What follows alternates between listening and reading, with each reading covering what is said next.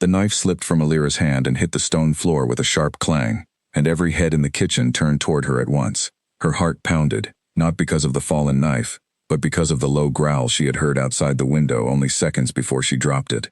She bent down, picked up the knife, and pretended nothing had happened, but her fingers were shaking. The kitchen of the Alpha King's castle was always busy before sunrise. Pots clanged, ovens roared, and the head cook shouted orders that nobody dared to question.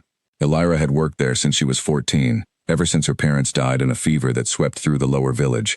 She had no family left, no name that mattered, and no reason to think anyone in the castle would ever notice her.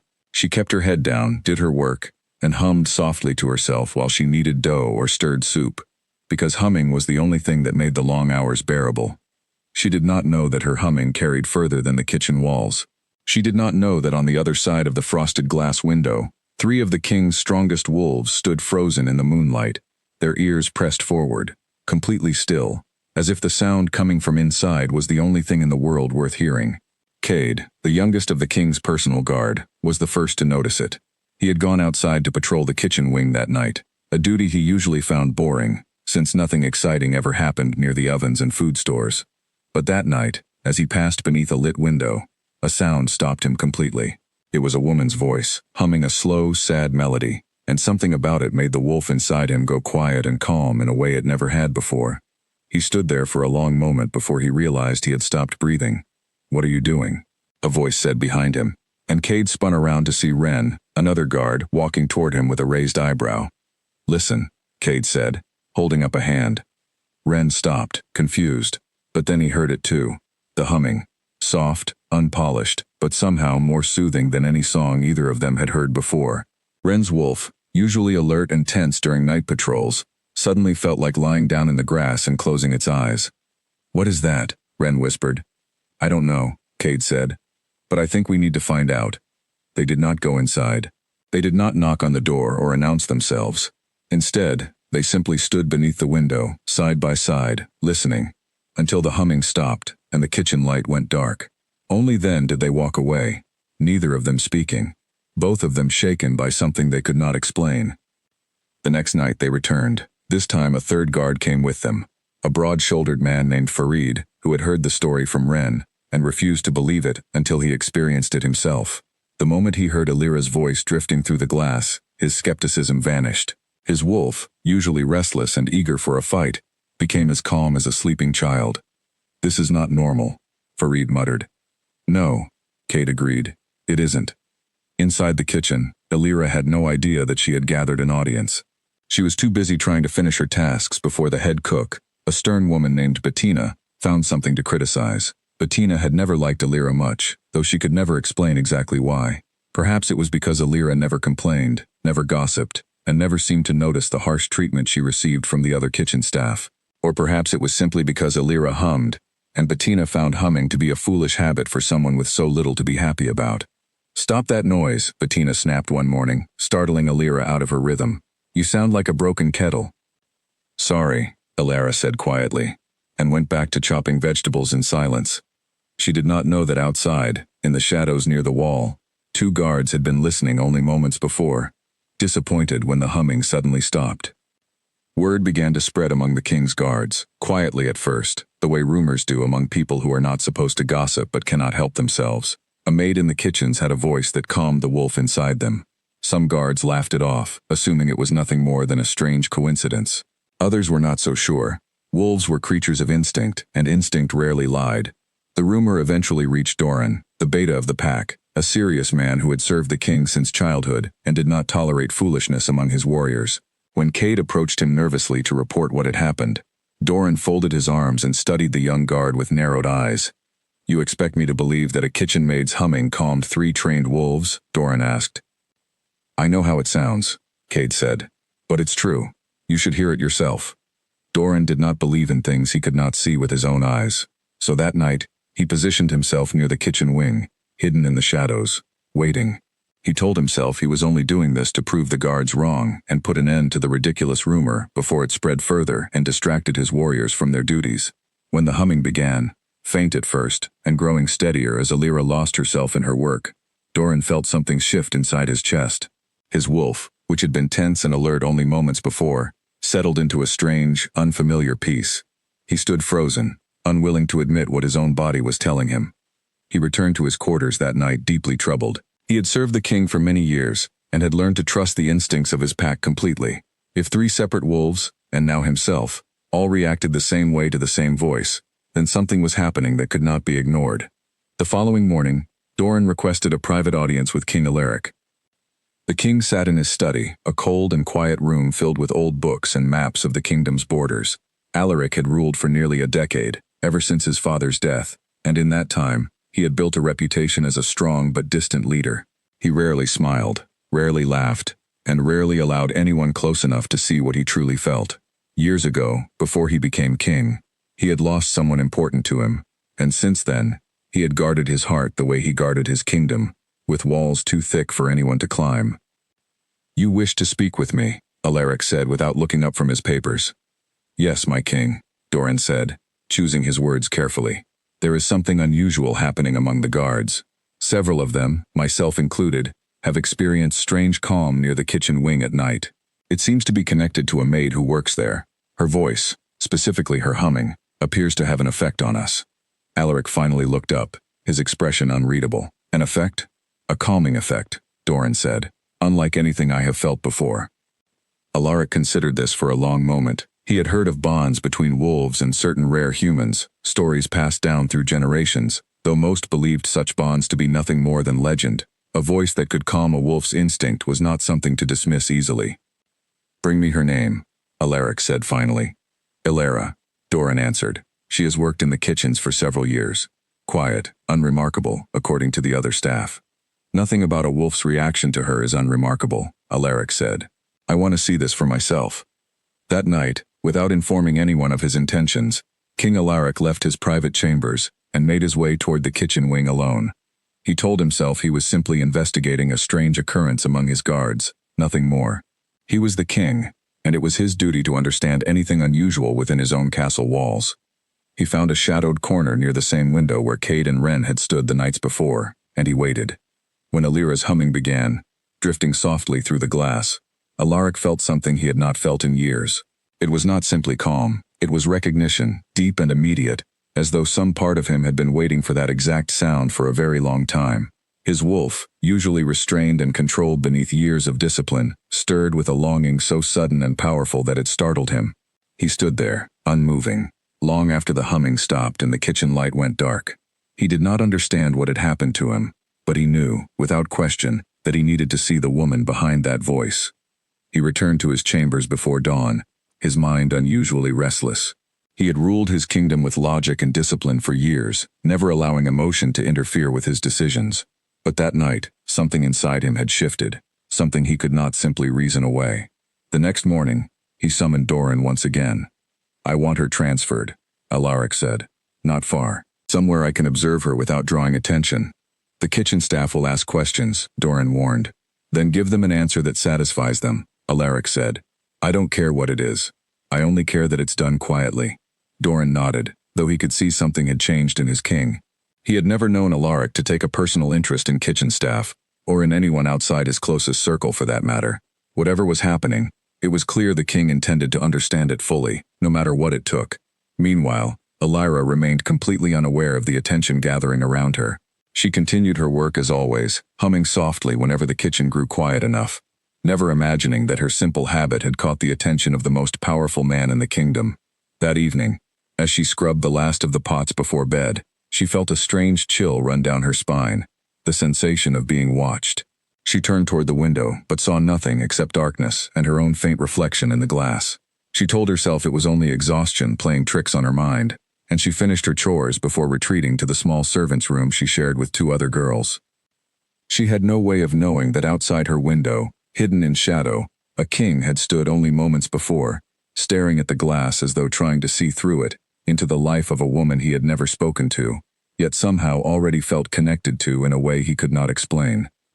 Ilara fell asleep quickly that night, tired from another long day of work, unaware that her quiet, unnoticed life was about to change forever. She did not dream of kings or wolves or fate. She dreamed simply of home, of her mother's voice, and of the same soft melody she hummed every day, without ever realizing how deeply it had already begun to shape her future.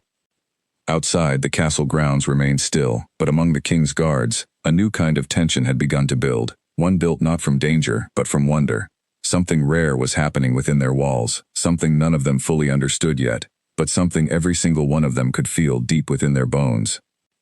And at the center of it all, without any idea of the storm gathering around her, a simple kitchen maid continued to hum. A hand slammed against the servant's door so hard that Alira jumped awake, her heart racing before she even opened her eyes. It was still dark outside. One of the other girls in her room, a nervous young woman named Petra, was already on her feet, whispering that something was wrong. "Get up," came Bettina's voice through the door, sharp and urgent.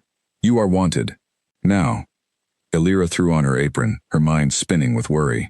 Being summoned before dawn never meant anything good. She thought perhaps she had broken something valuable without realizing it, or that someone had complained about her work. She followed Bettina down the narrow servant hallways, her bare feet cold against the stone floor, until they reached a part of the castle she had never been allowed to enter before, the corridor leading toward the royal wing. "Why am I here?"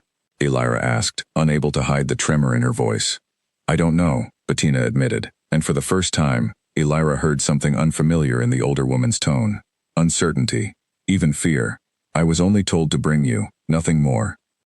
They stopped outside a heavy wooden door, and Bettina knocked twice before stepping back, refusing to meet Alira's eyes. A guard opened the door from the inside, and Alira found herself standing before Doran, the beta of the pack, a man whose reputation for strictness was well known even among the kitchen staff. "You are Alira," Doran said, not as a question but as a statement. "Yes, sir," she answered, keeping her eyes lowered, the way she had been trained to do around anyone of importance. "Do you know why you have been brought here?" "No, sir," she said honestly. Doran studied her for a long moment, as though trying to see something beneath her plain appearance, something that explained the strange reactions she had caused among his warriors. She looked exactly like what she was, a tired kitchen maid in a worn apron, nothing more. And yet, he could not shake the memory of the calm that had settled over him only nights before, simply from the sound of her voice. "You will be moved from the kitchens," Doran said finally, "effective immediately. You will now serve meals within the royal wing." Alira's head snapped up in surprise. "The royal wing? I don't understand. Have I done something wrong?" "No," Doran said. "This is not a punishment." "Then why?" she asked, unable to stop herself, though she immediately regretted speaking so boldly to someone of his rank. Doran hesitated, clearly unwilling to explain the truth. "You will be told what you need to know, when you need to know it. For now, gather your things. A new uniform has been prepared for you." Alira wanted to ask more questions, but the look on Doran's face told her that pushing further would not be wise. She nodded, though her mind was racing with confusion and worry. She had spent years trying to remain unnoticed, trying to avoid drawing attention to herself in any way, and now, suddenly, without any explanation, she was being pulled directly into the most important part of the castle. News of her transfer spread through the kitchen staff within hours, and the reaction was immediate and unkind. Some of the other maids whispered that she must have done something scandalous to earn such a sudden change in position. Others assumed she had used some kind of trickery to gain favor with someone powerful. Bettina, though she had never particularly liked Alira, found herself oddly defensive whenever the gossip grew too vicious, though she said nothing to stop it entirely. Alira tried to ignore the whispers as she packed her few belongings into a small cloth bag. She had almost nothing to her name: a spare dress, a wooden comb that had belonged to her mother, and a small metal locket she never opened. She held the locket for a long moment before tucking it safely into her bag, drawing whatever comfort she could from the familiar weight of it in her palm. That afternoon she was led to the royal wing by a stern-faced attendant who explained her new duties in a flat, businesslike tone. She would serve meals to the king and his closest advisors, assist with minor tasks within the private dining hall, and remain available whenever called upon. She would no longer report to Bettina, but to a woman named Cressida, who oversaw all matters within the royal wing. Cressida turned out to be far kinder than Alira expected, a middle-aged woman with soft eyes and a patient manner. She guided Alira through her new responsibilities without judgment, showing her where dishes were kept, how meals were to be presented, and what was expected of her during formal gatherings. "You'll do fine," Cressida said, noticing Alira's nervousness. "Just remember to keep your eyes respectful and your hands steady. The king does not tolerate spilled wine." Alira laughed nervously, though the thought of serving the king directly filled her with dread. She had seen him from a distance before, during festivals or public gatherings, but she had never imagined she would one day stand close enough to serve him his meals. That evening, her first official duty arrived faster than she expected. She was instructed to deliver a tray of food directly to the king's private study, since his usual attendant had fallen ill. Cressida assured her it would be a simple task: deliver the tray, set it down, and leave quietly without disturbing him. Illyra balanced the heavy tray carefully as she walked down the long corridor leading to the study, her heart pounding with every step. She had rehearsed the moment in her mind a dozen times, imagining herself entering, setting down the tray, and slipping out unnoticed. But when she pushed open the door and stepped inside, her carefully rehearsed plan crumbled the moment she saw him. King Alaric sat behind a large wooden desk, surrounded by papers and maps, his expression focused and distant. He did not look up immediately, giving Illyra just enough time to study him properly for the first time. He was younger than she expected, though his eyes carried a weariness that made him seem far older than his years. There was a quiet intensity about him, something controlled and guarded, as though he carried the weight of the entire kingdom on his shoulders alone. She set the tray down as quietly as she could, careful not to make a sound, and turned to leave.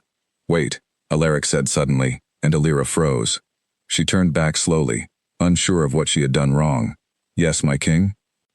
He studied her for a long moment, his expression unreadable, though something flickered behind his eyes that she could not quite name. "What is your name?" "Illyra," she answered quietly. The moment she spoke, something shifted in the room, a subtle change in the air that neither of them could explain. Alaric felt it instantly, the same pull he had felt outside her window nights before, now stronger, more immediate, standing only a few feet away from her.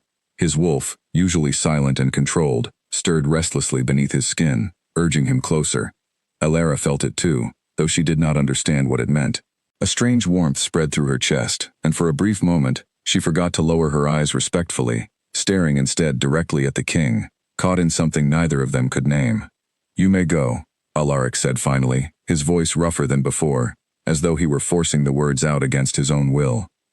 Illyra nodded quickly and hurried from the room, her heart pounding for reasons she could not explain. She did not notice the way Alaric's eyes followed her until the door closed behind her, nor did she see the troubled expression that crossed his face once he was finally alone. Alaric sat in silence for a long time after she left, staring at the closed door. He had ruled his kingdom with discipline and control for years, never allowing personal feelings to interfere with his responsibilities.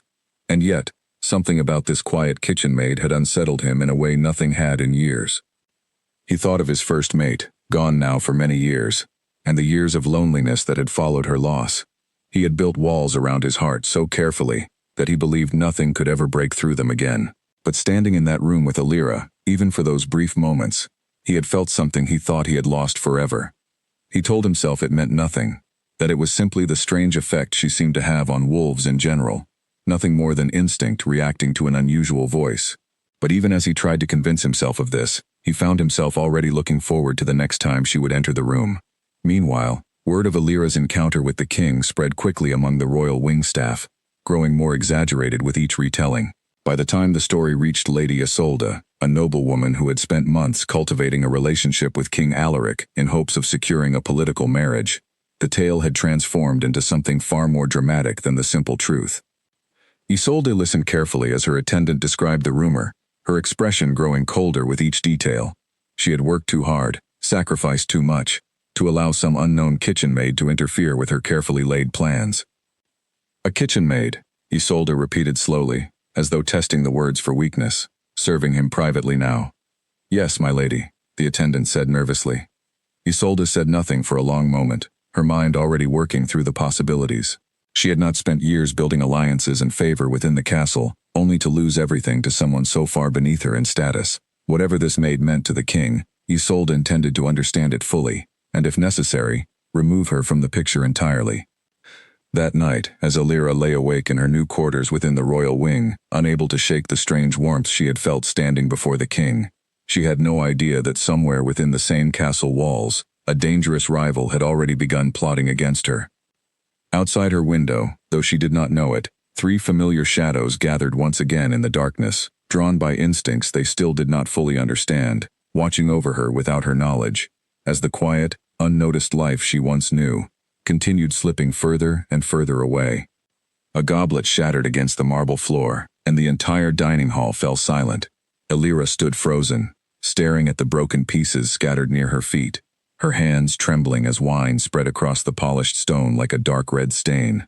She had been so careful, so focused on avoiding exactly this kind of mistake, and yet somehow, in the middle of a formal dinner attended by half the castle's nobility, she had knocked the goblet from the table with her sleeve. "I am so sorry," she whispered, dropping to her knees to gather the shattered glass, her face burning with humiliation. Lady Isolde, seated at the king's right side, let out a soft, cruel laugh that carried easily across the quiet hall. "It seems the castle has lowered its standards considerably," she said, loud enough for everyone to hear. "Perhaps kitchen maids should remain in kitchens." A few nobles chuckled quietly, though most remained silent, sensing the tension building at the head of the table. Elira kept her eyes lowered, gathering the broken glass as quickly as she could, desperate to disappear from the room entirely. "That will be enough," King Alaric said, his voice quiet but carrying an authority that silenced the room instantly.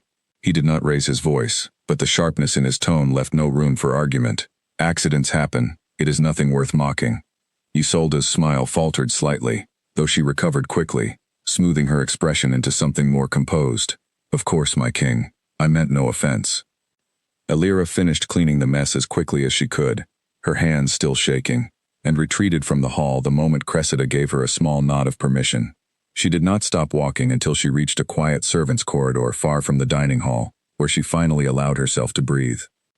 She had known, from the very beginning, that her sudden transfer to the royal wing would not be welcomed by everyone. But she had not expected the hostility to come so directly, so publicly, from someone as powerful as Lady Isolde. Cressida found her there minutes later, leaning against the cold stone wall, trying to steady her breathing. "Don't let her get to you," Cressida said gently. "Lady Isolde has a sharp tongue for everyone, not just you." "She hates me," Elira said quietly. "I don't even know why." Cressida hesitated, choosing her next words carefully. "Lady Isolde has spent a long time hoping to become the king's wife. She sees anyone who draws his attention as a threat, no matter how unlikely that threat might seem." Elira's cheeks flushed at the implication. "The king has no interest in me. I only serve his meals." Cressida gave her a knowing look but said nothing further, simply patting her shoulder before leading her back toward the kitchens attached to the royal wing, where the evening's remaining tasks still needed to be finished. That night, unable to sleep after the humiliation of the dinner, Elira wandered quietly through the royal wing's private garden, a small enclosed space she had discovered only days earlier during a rare moment of freedom. The garden was empty at that hour, filled only with the soft sound of wind moving through the trees and the faint scent of blooming flowers. She did not notice King Alaric standing near the garden's entrance until she nearly walked directly into him. "My king," she gasped, stepping back quickly and lowering her eyes. "I'm sorry. I didn't realize anyone else was here." "It's fine," Alaric said, his voice quieter and less guarded than she had heard it before. "I often walk here when I cannot sleep." Elira hesitated, unsure whether she was expected to leave immediately or remain. "I can go, if you'd prefer to be alone." "Stay," Alaric said, surprising them both with the sudden request. "Unless you would rather not." She stood awkwardly for a moment before finally settling onto a stone bench a respectful distance from where he stood. The silence between them stretched on, though it did not feel entirely uncomfortable, simply unfamiliar. "I owe you an apology," Alaric said after a long pause. "Lady Isolde's behavior tonight was unacceptable. You should not have been made to feel ashamed over something so small." "It's all right," Elira said quickly. "I understand my place. I never expected to be treated as an equal here." "That is not what I meant," Alaric said, his tone sharper than he intended. He paused, softening his voice before continuing. "No one within these walls should be mocked simply for making a mistake, regardless of their position." Elira looked up at him, surprised by the conviction in his words. For the first time since arriving in the royal wing, she felt as though someone truly saw her, not simply as a servant to be managed, but as a person deserving basic respect. "Thank you," she said softly. They sat in silence again, though this time it felt lighter, easier. Alaric found himself studying her carefully, noticing small details he had not allowed himself to notice before. The gentle curve of her expression, the quiet strength behind her tired eyes, the way she seemed to carry herself with dignity despite years of being overlooked. "Why do you hum?" he asked suddenly, unable to stop the question from slipping out. Elira blinked in surprise. "I didn't realize anyone had noticed." "More than you know," Alaric admitted, though he did not elaborate further. "My mother used to hum the same songs when I was young," Elira said quietly. After she passed, I suppose I kept doing it because it made me feel like she was still nearby, somehow. It's foolish, I know. It isn't foolish, Alaric said, his voice unexpectedly gentle. It's one of the most honest things I've heard in a very long time. Elira felt her cheeks warm at his words, unsure how to respond to such unexpected kindness from someone she had believed to be cold and distant only days before. She studied him carefully, noticing the way his guarded expression softened slightly whenever he spoke to her, as though some part of him allowed itself to relax only in these rare, quiet moments. Neither of them spoke of the strange pull they each felt whenever they were near one another, though both were fully aware of it. Alaric's wolf remained calm and settled in her presence, a peace he had not experienced since losing his first mate years before. Elira, though she did not fully understand the sensation, felt a warmth spreading through her chest whenever their eyes met, an inexplicable sense of belonging she had never known before. Their quiet conversation continued for nearly an hour, covering small, simple topics: favorite foods, childhood memories, the quiet beauty of the garden at night. It was nothing extraordinary on the surface, and yet for both of them, it felt like something rare and important, a small crack forming in the walls each of them had built around their hearts. Eventually, Elira rose to leave, aware that staying much longer would not be appropriate. I should return to my quarters before Cressida notices I'm missing. Of course, Alaric said, though something in his tone suggested reluctance to see her go. Good night, my king, she said softly. Alaric, he corrected quietly. When we are alone like this, you may call me Alaric. Elira nodded, though she suspected she would never feel entirely comfortable using his given name, no matter how many times he offered it. She left the garden quickly, her heart pounding with confusion and warmth she could not fully explain. Unknown to either of them, their quiet meeting in the garden had not gone entirely unnoticed. From a shadowed balcony overlooking the private garden, Lady Isolde watched the entire exchange with growing fury, her hands clenched tightly around the stone railing. She had suspected, ever since the incident at dinner, that something more than simple curiosity connected the king to this insignificant kitchen maid. Watching them together in the garden, she now understood with painful clarity exactly how serious the threat had become. She would not allow some unknown servant girl to destroy years of careful planning and political maneuvering. Whatever connection existed between Elira and the king, Isolde intended to sever it completely, by whatever means necessary. That night, long after the garden had emptied and the castle fell silent, Isolde sat alone in her private chambers, formulating the beginnings of a plan that would soon threaten far more than Elira's simple, quiet existence within the royal wing. Outside, unaware of the danger already beginning to take shape, the king's wolves continued their nightly vigil near Elira's new quarters, drawn by instincts none of them could fully explain, protecting a woman who still had no idea how deeply her fate had already become tangled with theirs. A folded note slid beneath Elira's door in the middle of the night, and by the time she noticed it the next morning, her hands had already begun to shake from the words written inside. The message was short, unsigned, and cruel. It warned her to leave the royal wing before something far worse than embarrassment found its way to her. She read it 3 times before finally crumpling it in her fist, unsure whether to be frightened or angry. She had no proof of who sent it, though she had a strong suspicion, given the events of the previous evening at dinner. She considered showing the note to Cressida, but hesitated, worried that drawing attention to the threat might only make matters worse. Instead, she tucked it into the bottom of her small cloth bag and forced herself to continue with her daily duties, though the unsettling words lingered in the back of her mind throughout the entire morning. By midday, she had been assigned to help prepare the royal dining hall for an important gathering, a meeting between King Alaric and several visiting nobles from neighboring territories. Cressida explained that these meetings were delicate, requiring careful attention to detail, since disputes over land and resources had grown tense in recent months. Elira busied herself arranging place settings, her mind still distracted by the threatening note, when she overheard 2 visiting attendants whispering near the hall's entrance. They say the king has taken quite an interest in one of his maids, one of them murmured. I heard she has some strange power over the pack, the other replied, something about her voice. Elira's hands froze mid-motion, her heart pounding as she realized they were speaking about her. She kept her eyes lowered and continued working, pretending not to hear, though every word confirmed exactly what she feared. Whatever was happening between her and the king had already spread far beyond the castle walls, growing into something she barely understood herself. That evening, after the gathering concluded successfully, Alaric requested her presence in his study once again, this time under the pretense of discussing minor adjustments to the dining schedule. The moment the door closed behind her, however, His expression shifted from formal to genuinely concerned. "You seem troubled," he said, studying her carefully. "Has something happened?" Alira hesitated, unsure whether to share the note with him. She did not want to seem weak or overly sensitive, especially after everything she had already caused within the castle, simply by existing near him. But something about the seriousness in his eyes convinced her that hiding the truth would only make things worse. She reached into the small bag she carried and handed him the crumpled note without a word. Alaric read it slowly, his expression darkening with each line. When he finished, his jaw tightened, and for a brief moment, Alira saw something dangerous flicker behind his usually controlled demeanor. "Who gave you this?" he asked quietly. "I don't know," Alira admitted. "It was slipped under my door during the night. Do you have any suspicion?" Alira hesitated, unwilling to make accusations without proof, though her thoughts immediately went to Lady Isolde. "I would rather not guess without evidence." Alaric studied her expression carefully, clearly understanding her hesitation, though he did not press her further. "You will not be leaving the royal wing," he said firmly. "Whoever wrote this will be found, and they will answer for it." "I don't want to cause trouble," Alira said quickly. "Perhaps it would be simpler if I returned to the kitchens."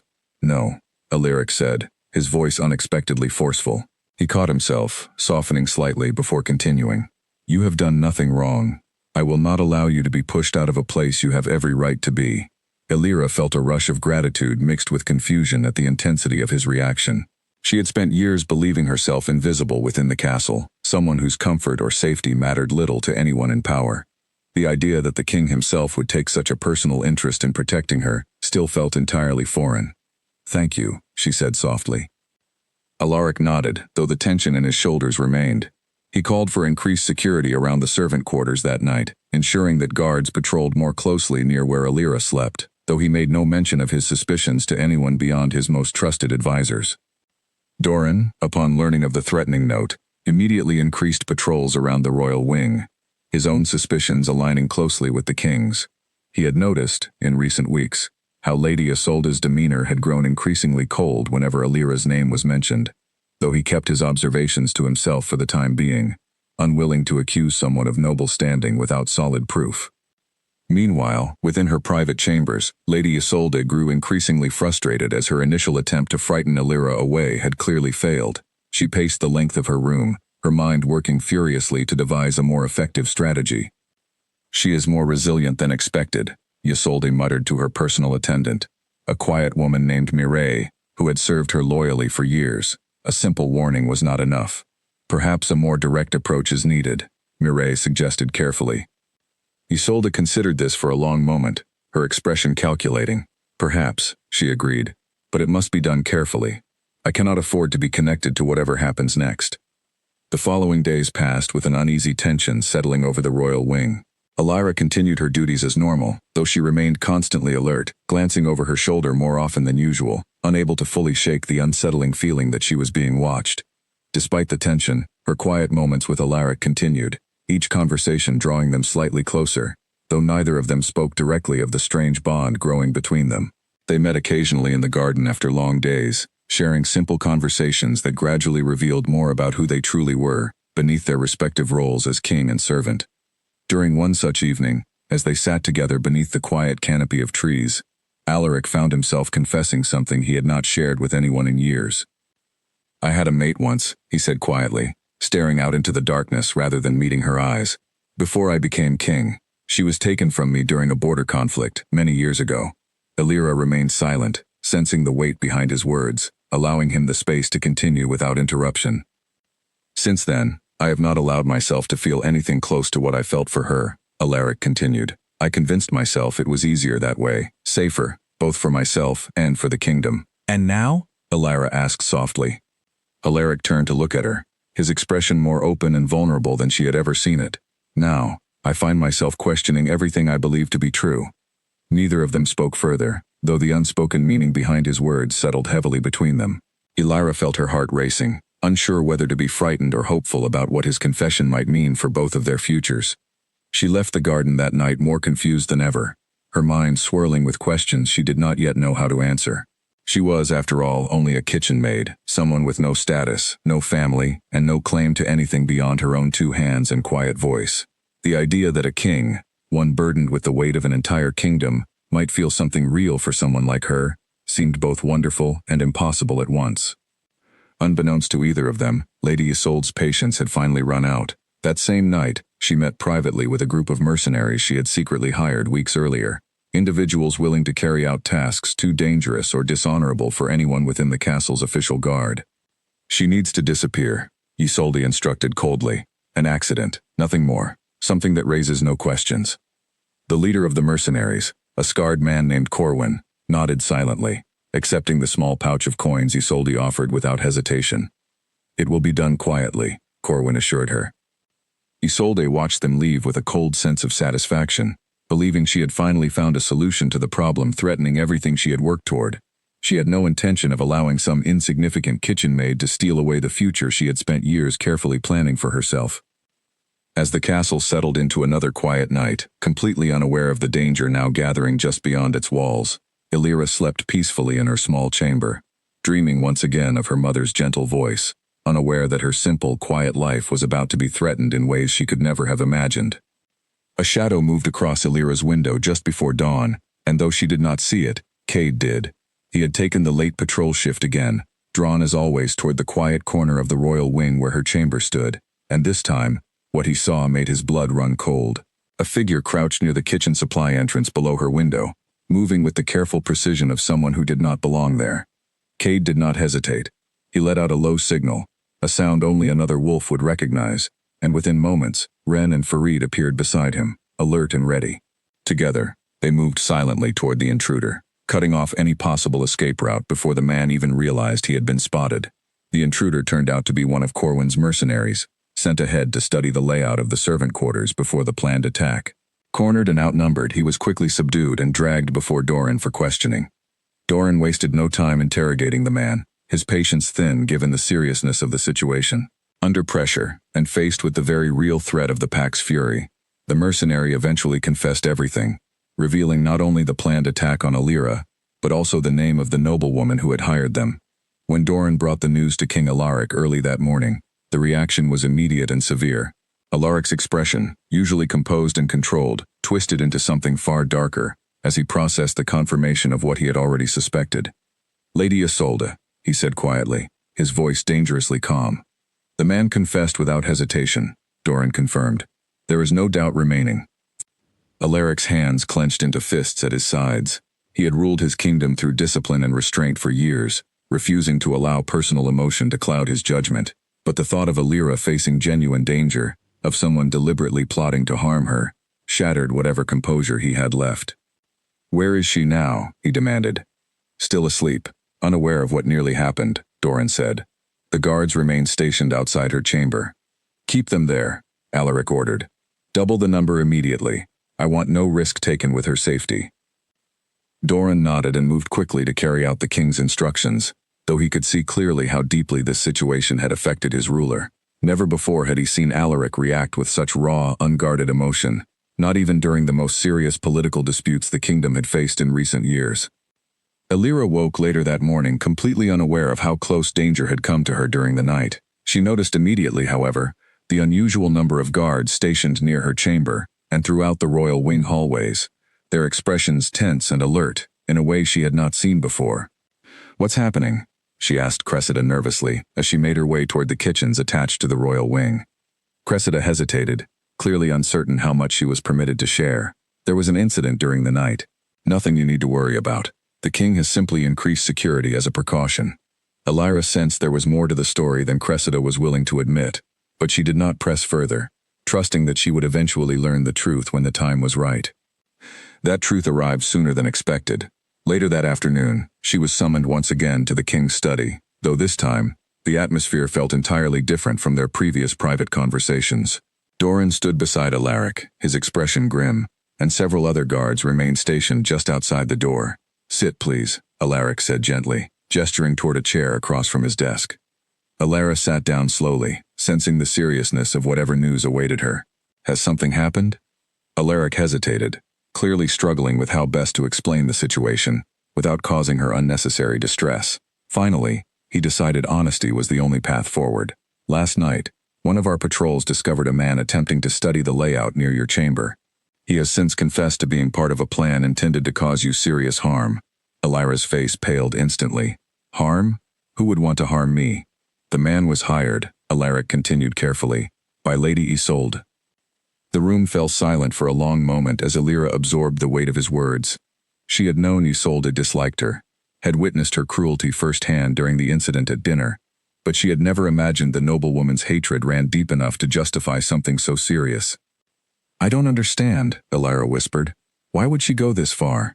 Simply because I serve meals near the king. Alaric exchanged a brief glance with Doran before answering. Because it is no longer simply about your position as a servant, Elira.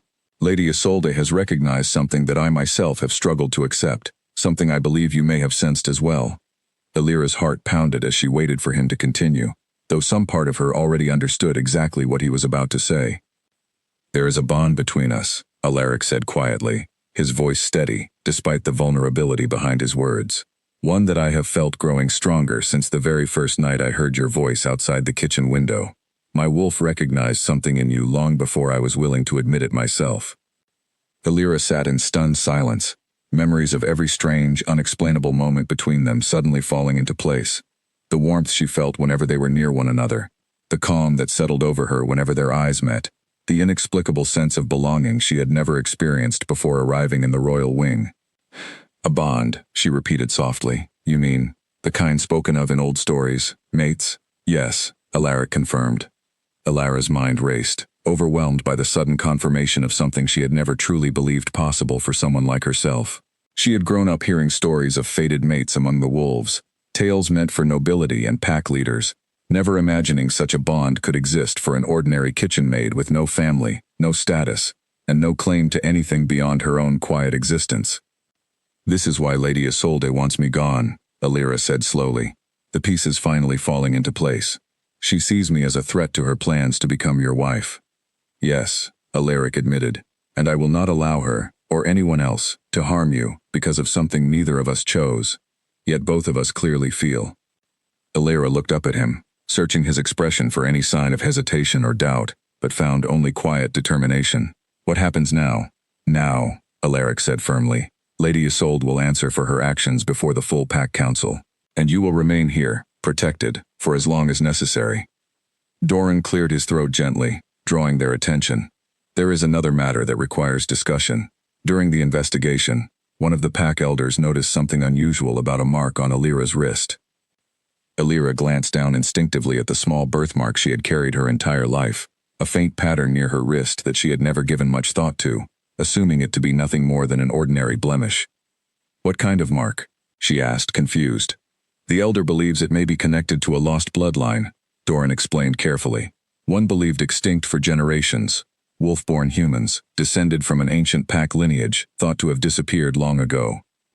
Elira stared down at her wrist in disbelief, struggling to process the sudden revelation. Her entire life, she had believed herself to be nothing more than an ordinary orphan with no family history worth mentioning. The idea that she might carry ancient wolf blood, that her strange connection to Alaric and his pack might be rooted in something far deeper than simple chance, left her feeling both overwhelmed and strangely comforted. I don't know what any of this means, she admitted quietly. It means, Alaric said gently, reaching across the desk to take her hand in his, that whatever happens next, you are not alone in this. Whatever threats come against you, you will face them with the full protection of this pack, and with me, standing beside you. Elira held his gaze, feeling the warmth of his hand against hers, and for the first time since arriving in the royal wing, she allowed herself to believe, if only slightly, that perhaps her quiet, overlooked life was finally beginning to change into something far greater than she ever could have imagined. Outside the study, unaware of the confession taking place within, Lady Isolde continued making arrangements for a second, more decisive attempt against the woman she now viewed as her greatest enemy, unaware that her first attempt had already failed, and that her carefully hidden involvement had already been fully exposed.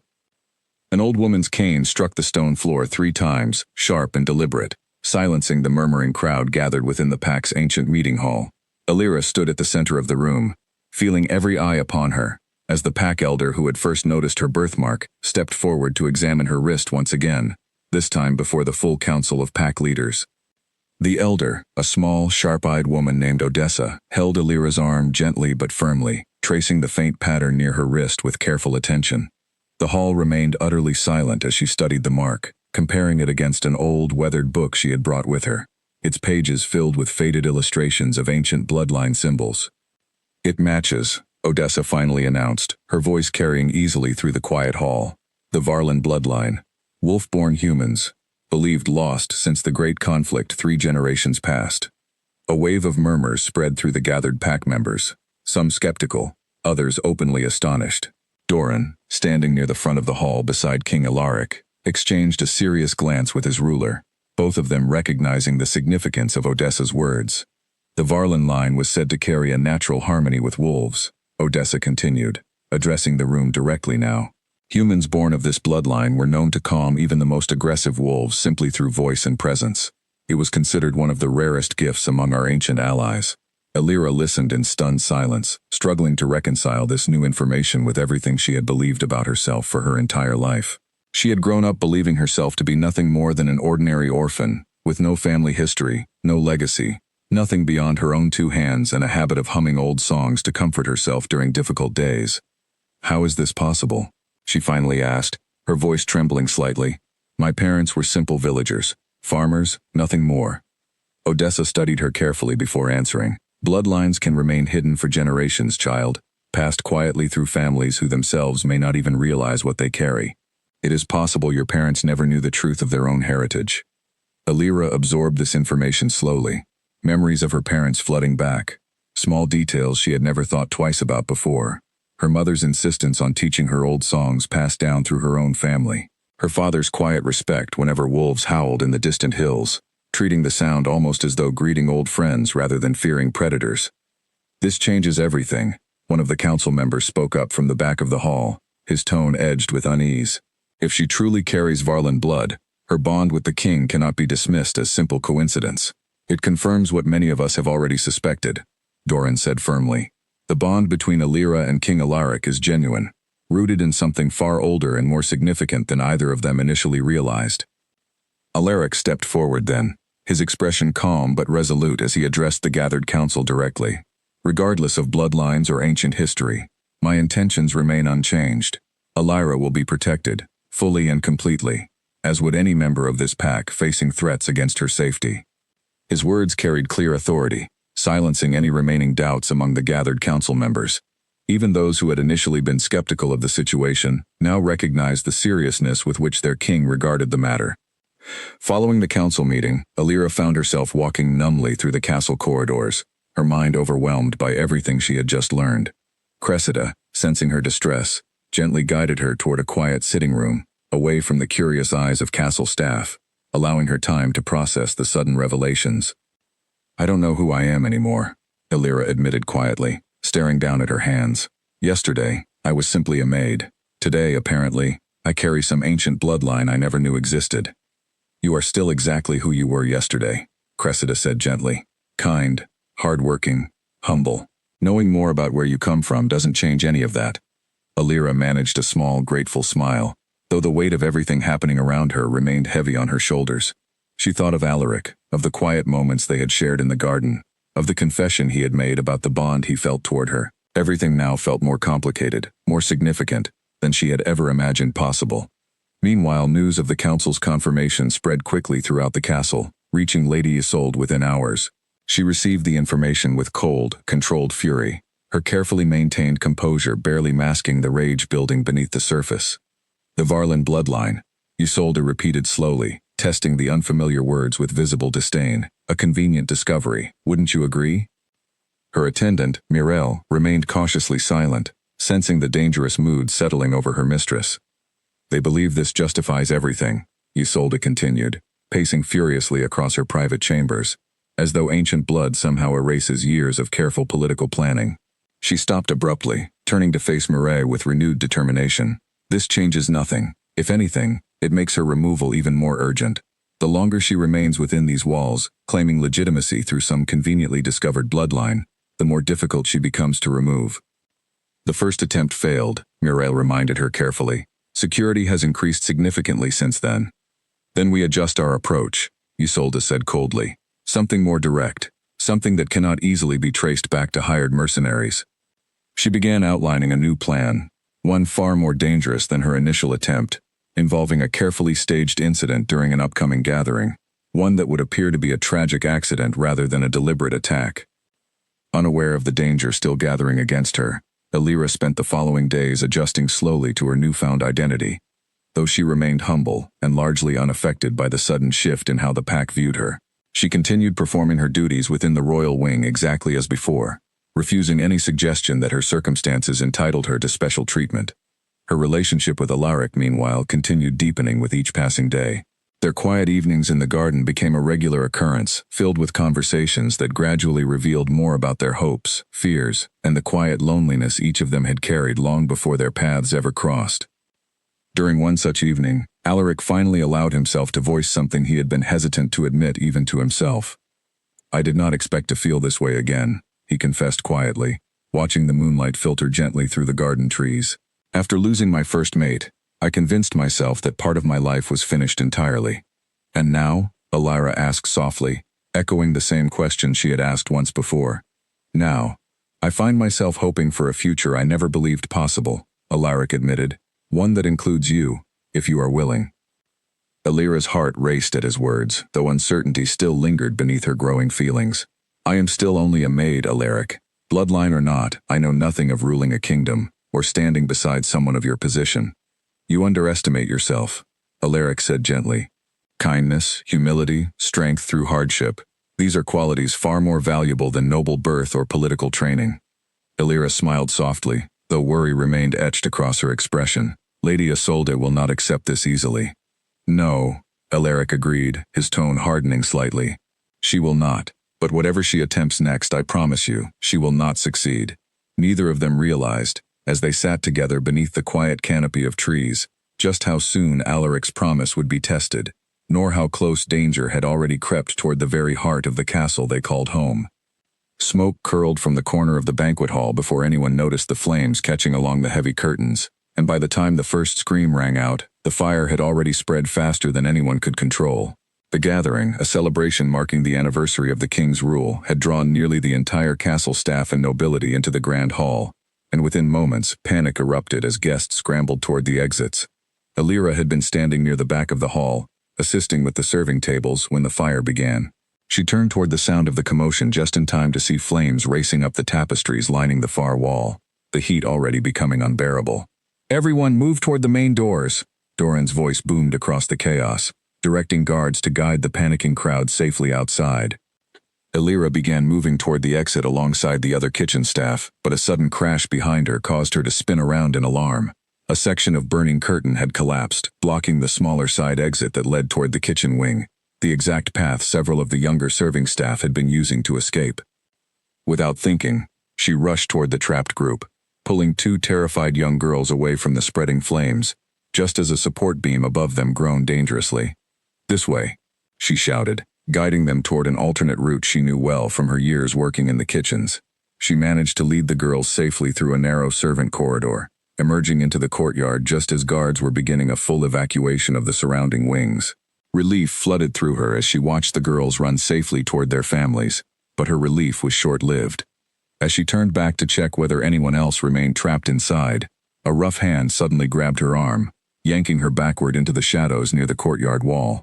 She barely had time to react before a cloth soaked with something sharp and chemical pressed firmly against her face. Her vision blurred instantly, her limbs growing heavy and unresponsive, as she struggled weakly against her attacker's grip. The last thing she registered before darkness consumed her was the sound of low growling nearby, and then, nothing at all. Cade had been among the guards helping direct the evacuation when he caught Alira's scent shifting suddenly, moving away from the courtyard rather than toward safety.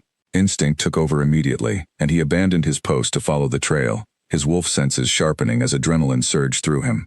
He found the discarded cloth first, its sharp chemical scent unmistakable, followed quickly by faint drag marks leading toward the castle's outer wall. His blood ran cold as understanding dawned. Alira had been taken. He let out a sharp warning howl, a sound immediately recognized by every wolf within the castle grounds. Within moments, Ren, Farid, and several additional guards converged upon his position, quickly assessing the situation. "She's been taken," Cade said urgently, his voice tight with barely controlled panic. "This way, the trail is still fresh." The group moved quickly, following the scent trail through a narrow service gate, leading toward the forest bordering the castle grounds. Doran, alerted immediately of the situation, rushed to inform King Alaric, who had been assisting with evacuation efforts near the main hall. The moment Doran delivered the news, something shifted violently within Alaric. A raw, primal fury unlike anything his guards had witnessed from him before. His wolf surged forward instantly, barely restrained beneath his controlled exterior. "Where?" he demanded, his voice dangerously low. "The Eastern Forest Trail," Doran answered. "Kate and the others are already tracking her." Alaric wasted no time, shifting immediately into his wolf form, a powerful, dark-furred creature far larger than any ordinary wolf, and tore off toward the forest with terrifying speed, Doran and several additional guards following closely behind.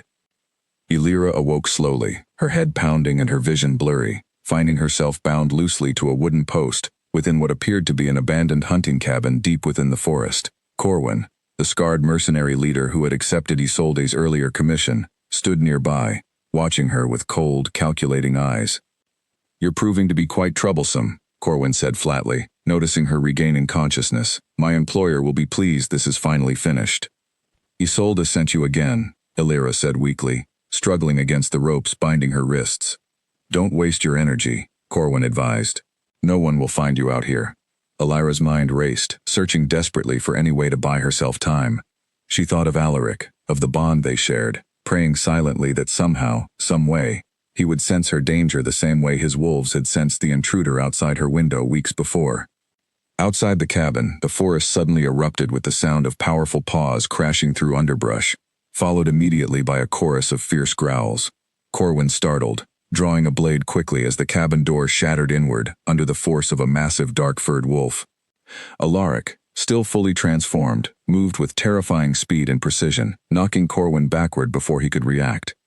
The mercenary's blade clattered uselessly to the floor as Alaric pinned him effortlessly, his powerful jaws hovering just inches from Corwin's throat, a clear warning rather than an immediate strike. Doran and the other guards arrived seconds later, quickly restraining Corwin and securing the immediate area, while Alaric shifted back into his human form, rushing immediately to Elira's side. "Elira," he said urgently, quickly working to untie the ropes binding her wrists. "Are you hurt?"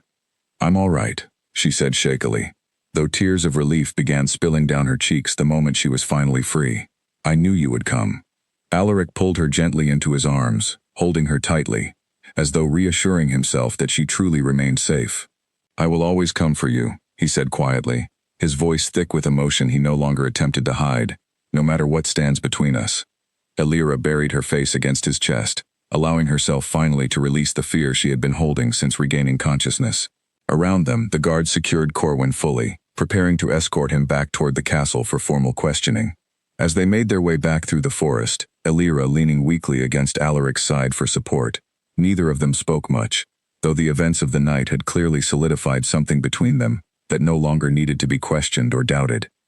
Back at the castle, the fire had been successfully contained before spreading beyond the banquet hall, though the damage remained significant.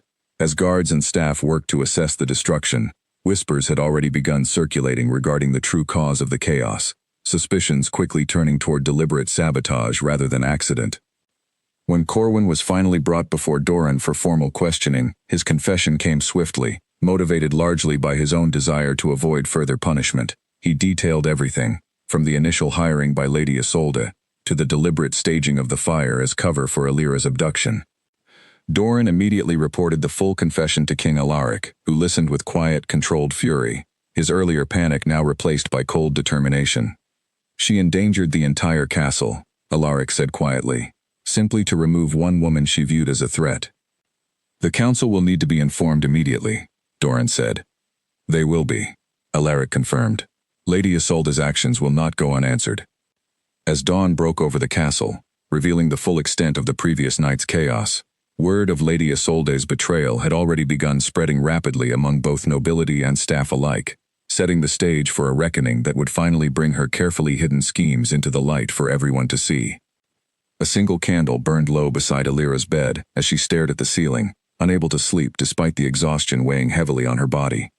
The events of the previous night replayed endlessly in her mind: the fire, the abduction, the terrifying moment she believed she might never see Alaric again. Every time she closed her eyes, she saw Corwin's cold expression, felt the rough ropes cutting into her wrists, and beneath all of it, she felt something else entirely, a quiet, undeniable certainty that had settled deep within her chest. She rose quietly from her bed, wrapping a thin shawl around her shoulders, and made her way toward the private garden, drawn there by instinct rather than conscious decision.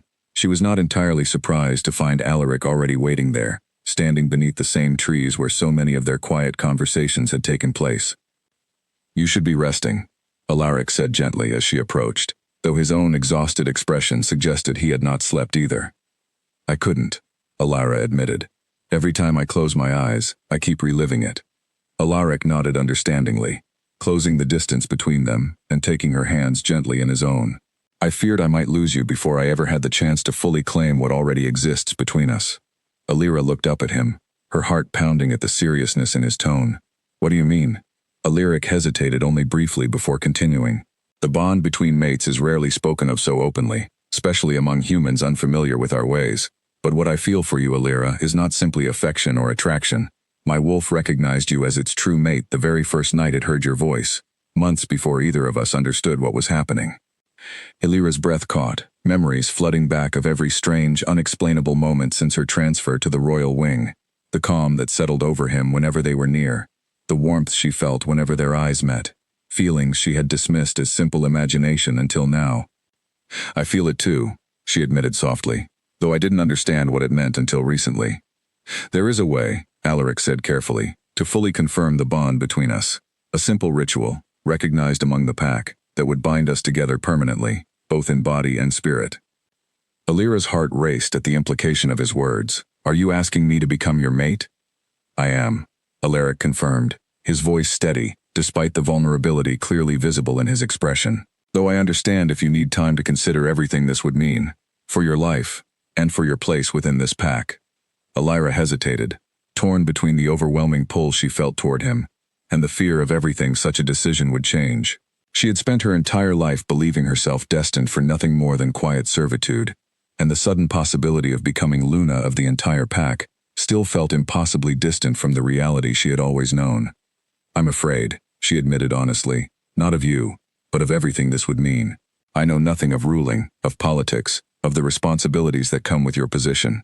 "Neither did I, once," Alaric said gently. "Every leader begins somewhere, Alira. What matters most is not experience but character, and yours is stronger than you give yourself credit for." Alira considered his words carefully, memories surfacing of the past several weeks, the courage she had found to lead frightened girls to safety during the fire, the resilience she had shown despite Isolde's repeated attempts to intimidate her, the quiet strength she had carried throughout her entire difficult life. "If I agree to this," she said slowly, "it will not simply be because ancient bloodlines or wolf instincts demand it. It will be because I choose you, fully and completely." Alaric's expression softened with unmistakable relief and affection. "That is exactly how I hope you will choose, Alira. Freely, and without obligation to anything beyond what you truly feel." She took a deep breath, steadying herself before finally speaking the words that would change the course of her entire life. "Then yes, I choose you, Alaric. I choose this bond, and everything that comes with it." Relief and joy washed over his expression, and for the first time since she had known him, Alaric allowed himself a genuine, unguarded smile. He gently reached up to cup her face in his hands, searching her eyes one final time for any hesitation, before leaning down to seal their agreement with a tender, meaningful kiss. When they finally parted, both slightly breathless, Alaric explained the details of the bonding ritual that would take place, a private ceremony conducted before the full pack council, confirming their union through both traditional vows and the physical marking that would permanently link them together as true mates. "It will not be simple," he warned her gently. "Many among the nobility will resist accepting a kitchen maid as Luna, regardless of her bloodline." "I'm used to resistance," Alira said with a small, determined smile. "I've faced worse these past few weeks." Alaric chuckled softly, pulling her into a warm embrace. "That you have. And you've faced every challenge with more grace than most nobles I've known their entire lives." They remained together in the garden for a long while afterward, discussing quietly what the coming days would bring, both of them fully aware that accepting this bond would mean facing significant challenges ahead, particularly regarding Lady Isolde's inevitable trial before the Pack Council. The following morning, news of their intended bonding spread quickly throughout the castle, met with a mixture of reactions ranging from genuine joy among the common staff, to considerable unease among certain members of the nobility who had long assumed Alaric would eventually choose a mate from within their own ranks. Cressida, upon hearing the news, rushed immediately to congratulate Illyra, tears of happiness filling her eyes as she embraced the young woman she had come to care for deeply during their weeks working together. "I always sensed something special about you," Cressida said warmly, "though I never imagined it would lead to this." "Neither did I," Illyra admitted, laughing softly, despite the nervous flutter still present in her chest. Doran, too, expressed his approval, though in his usual reserved manner. "The pack will need time to adjust," he admitted honestly, "but your courage these past weeks has already earned considerable respect among the guards, myself included." Cade, Wren, and Farid, the three wolves who had first discovered Illyra's unusual effect on their instincts, felt a particular sense of pride knowing they had played a role in bringing their king and his true mate together, even if none of them had understood the significance of their nightly vigil beneath her window at the time. Despite the overwhelming support from those closest to her, Illyra remained fully aware that not everyone within the castle would accept her new position so easily. Lady Isolde, still awaiting her formal trial before the Pack Council, remained a dangerous and unpredictable threat, one that would need to be fully addressed before Illyra could truly feel safe within her new role. As preparations began for both the upcoming bonding ceremony and Isolde's formal trial, Illyra found herself standing at the edge of an entirely new life, one filled with both extraordinary promise and considerable uncertainty. Yet despite the challenges still ahead, she felt, for the first time in her entire life, a quiet, unwavering confidence that whatever came next, she would face it fully supported by the man who had chosen her, and the pack that had slowly begun to embrace her as one of their own. Lady Isolde's composed mask finally cracked the moment Corwin was led into the council hall, his testimony delivered clearly and without hesitation before the assembled pack elders and nobility. Her carefully maintained expression of wounded innocence faltered as detail after detail exposed the full extent of her scheming, from the initial threatening note, to the hired mercenaries, to the deliberately staged fire meant to cover Illyra's abduction. "This is absurd," Isolde interrupted sharply, rising from her seat despite the clear violation of council protocol. "You would take the word of a common criminal over that of a noblewoman? The evidence extends well beyond Corwin's testimony alone," Doran said calmly, stepping forward with a stack of documents. "Payments traced directly to your personal accounts, correspondence between yourself and the mercenaries discovered during our investigation, and witnesses among your own household staff willing to confirm your involvement." Isolde's face paled slightly, though she quickly composed herself, turning toward King Alaric with a desperate, pleading expression. "Alaric, surely you cannot believe I would endanger the entire castle simply out of jealousy." "I did not want to believe it," Alaric said quietly, his voice carrying clearly through the silent hall, "but the evidence leaves no room for doubt. You endangered innocent lives, staff and nobility alike, and orchestrated the abduction of someone I care for deeply, all in pursuit of ambitions that were never rightfully yours to claim." Isolde's composure finally shattered entirely, her expression twisting from desperation into open fury. "She is nothing," Isolde spat, gesturing toward where Illyra sat quietly near the front of the hall. "A kitchen maid, elevated only through some ridiculous coincidence of birth. I spent years cultivating alliances, learning the intricacies of court politics, preparing myself fully for the responsibilities of ruling alongside you. And you would choose her instead? I would choose kindness over ambition," Alaric said firmly. "Integrity over manipulation. Everything you have demonstrated throughout this entire ordeal proves precisely why you would never have been suited to stand beside me as Luna." The hall remained utterly silent as Isolde's fury slowly gave way to bitter resignation, understanding fully that her carefully constructed plans had finally, irrevocably collapsed around her. The council elders conferred briefly before delivering their final judgment. Given the severity of her crimes, endangering the lives of castle staff and nobility through deliberate arson, orchestrating a kidnapping, and conspiring to cause serious harm to a member of the pack, Lady Isolde was stripped entirely of her noble title and formally banished from the kingdom, forbidden from ever returning under threat of severe punishment. Corwin and his remaining mercenaries received similarly harsh sentences, sent to serve lengthy terms of hard labor within the kingdom's northern outposts as punishment for their crimes. As guards escorted Isolde from the council hall, stripped of her former status and possessions, she cast one final, venomous glance toward Illyra, though this time, Illyra met her gaze steadily, without fear or hesitation. "I forgive you," Illyra said quietly, her voice carrying clearly enough for Isolde to hear. "Not because you deserve it, but because I refuse to carry your bitterness into the life I'm building."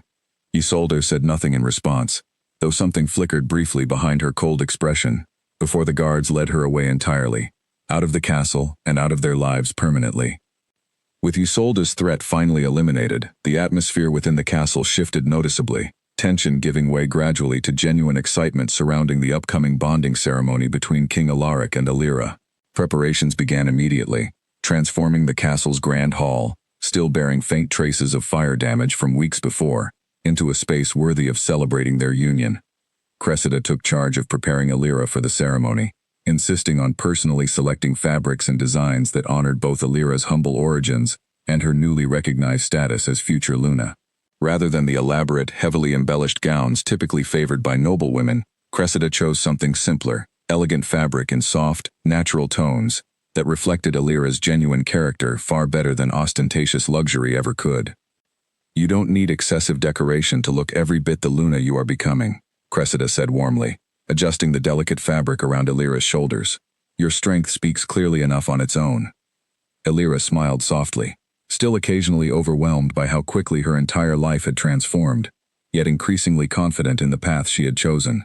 She thought often of her parents during these quiet moments, wishing desperately they could have lived to see how far she had come, though she found comfort in believing they somehow remained close, guiding her gently through everything unfolding around her. Cade, Ren, and Farid, meanwhile, had taken it upon themselves to personally oversee security preparations for the upcoming ceremony, determined to ensure nothing would threaten the celebration after everything Alira had already endured. "Never thought I'd feel this invested in a wedding," Ren admitted with a small laugh, watching guards position themselves carefully around the perimeter of the grand hall. "Neither did I," Cade agreed, smiling faintly, "though I suppose it makes sense given how we found her in the first place." Farid nodded in agreement, a rare, genuine smile crossing his usually stern expression. "It feels fitting somehow, that we're the ones ensuring her safety now, after everything that's happened." As the day of the ceremony finally arrived, the entire castle buzzed with anticipation, staff and nobility alike gathering eagerly within the grand hall, now fully restored and beautifully decorated for the occasion. Alira stood quietly behind heavy curtains, waiting nervously for her moment to enter, her heart pounding with a mixture of excitement and lingering disbelief at how dramatically her life had changed. Cressida squeezed her hand gently, offering silent reassurance. "Ready?" Alira took a deep breath, steadying herself fully before nodding. "Ready?" As the curtains finally parted, revealing her to the assembled crowd, Alira felt every lingering doubt disappear entirely the moment her eyes met Alaric's, standing patiently at the front of the hall, his expression filled with unmistakable pride and affection. Whatever challenges remained ahead, she knew now, without question, that she would face them exactly as she had faced everything else in her life so far, with quiet strength, unwavering resilience, and the genuine kindness that had brought her to this moment in the first place. The entire hall fell silent the moment Alira stepped forward, every eye following her graceful walk down the aisle toward where Alaric stood waiting, his expression a rare mixture of open joy and quiet vulnerability that few among the gathered crowd had ever witnessed from their usually composed king. Odessa, the pack elder who had first confirmed Alira's ancient bloodline, stood ready near the front of the hall, holding a small ceremonial blade and a length of woven cord that would be used during the bonding ritual. As Alira reached Alaric's side, she felt his hand find hers immediately, warm and steady, grounding her, despite the overwhelming weight of every gaze fixed upon them. "Today," Odessa began, addressing the full assembly with practiced authority, "we witness the joining of two souls, bound not by chance, but by ancient recognition, passed down through both wolf and human bloodlines alike. Rarely does such a bond occur, and rarer still does it occur between individuals from such vastly different circumstances, proving clearly that true connection recognizes neither status nor birth, but only the truth of the heart." Alaric turned to face Alira fully, his expression open and unguarded in a way that still occasionally caught her by surprise. "Alira," he began, his voice carrying clearly through the silent hall, "before this pack, and before the memory of those who came before us, I claim you as my true mate, promising to protect you, cherish you, and stand beside you through whatever challenges life may bring, for as long as I live." Alira felt tears gathering in her eyes as she listened to his vow, overwhelmed by the sincerity behind every word. When it came her turn to speak, she took a steadying breath before responding. "Alaric," she said softly, though her voice carried clearly enough for the entire hall to hear, "I never imagined a life beyond quiet servitude, Yet you have shown me a future I never believed possible. I claim you as my true mate, promising to stand beside you, support you, and remain true to the person I am, regardless of the title I now carry, for as long as I live." Odessa stepped forward then, guiding their joined hands together as she wrapped the woven cord gently around their wrists, symbolizing the permanent binding of their union. With practiced precision, she made a small, careful cut along each of their palms, allowing a few drops of blood to mix together, sealing the ancient bond fully according to pack tradition.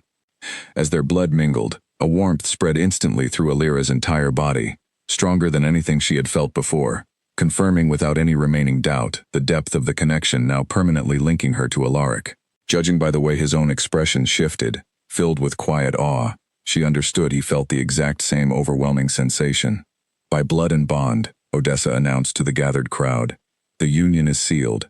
I present to you your king, Alaric, and his true mate and Luna, Alira." The hall erupted immediately into enthusiastic celebration, applause and joyful cheers filling the space that had, weeks before, been consumed by fire and chaos. Alaric pulled Alira gently into his arms, sealing their bond with a tender kiss, before finally turning to face their cheering pack together, hand in hand. The celebration that followed continued long into the evening, filled with music, laughter, and genuine warmth from staff and nobility alike, many of whom had come to respect Alira deeply over the preceding weeks, admiring the quiet strength and resilience she had displayed throughout everything she had endured.